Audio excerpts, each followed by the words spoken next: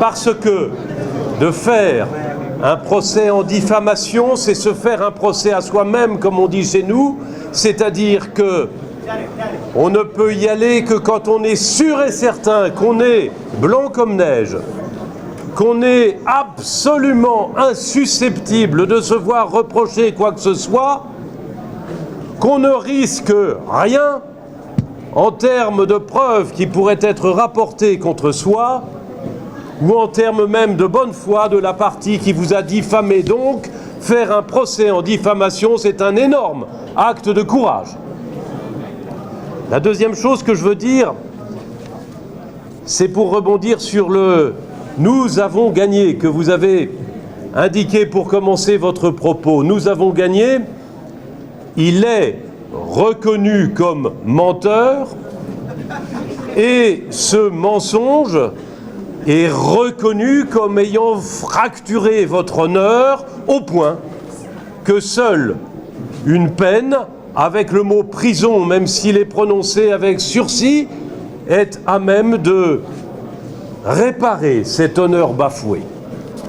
Mais nous avons gagné aussi parce que la paix dans la ville de Dakar et au Sénégal a été acquise à la fin de l'audience qui a été saluée par la population comme porteuse d'une décision de justice à la fois qui répare, mais à la fois qui apaise et qui jamais n'est là pour mettre de l'huile sur le feu et qui donc n'est pas une décision politique. Ce sont des juges qui ont rendu une décision judiciaire dans la grande tradition de votre pays, le Sénégal, qui est un pays de droit respecté dans le monde entier. Voilà ce que je voulais vous dire d'abord. La deuxième chose, le ministre m'a demandé d'aborder le problème de mon confrère compatriote qui a été reconduit à la frontière avant-hier soir. Je regrette évidemment qu'on ait reconduit à la frontière un avocat. Ce n'est pas un ancien bâtonnier de Paris qui va vous dire que c'est une chose qui le satisfasse.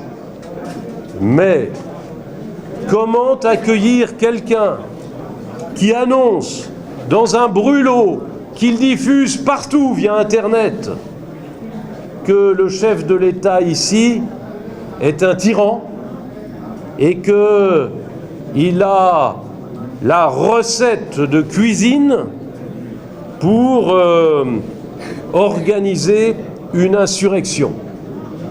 Ce serait même dans un pays qui est le pays de la bienvenue et de l'accueil chaleureux, le Sénégal, comme si un maître de maison accueillait quelqu'un qui promet qu'il va violer sa femme. C'est quelque chose qu'on ne peut pas demander à un État normalement constitué et organisé. Au barreau, nous considérons que la parole est libre, que la parole peut aller très loin, qu'elle est soumise même à ce qu'on appelle l'immunité quand on est à l'audience, quand on est en robe d'avocat, mais pas avant le procès. Vous remarquerez que je n'ai jamais pris la parole avant le procès. Vous remarquerez qu'avant le procès, personne ne savait que je participais à l'équipe.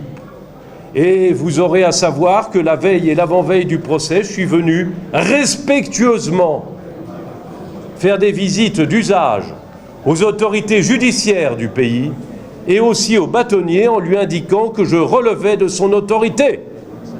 C'est comme ça qu'on fait. Ce sont les règles et usages du barreau. Il les a méconnus. Il a beau me traiter de sorcier blanc, je lui renvoie dans la figure ce compliment en me posant juste la question, et mes confrères me défendront, est-ce que c'est de l'injure ou de la diffamation, j'en sais rien.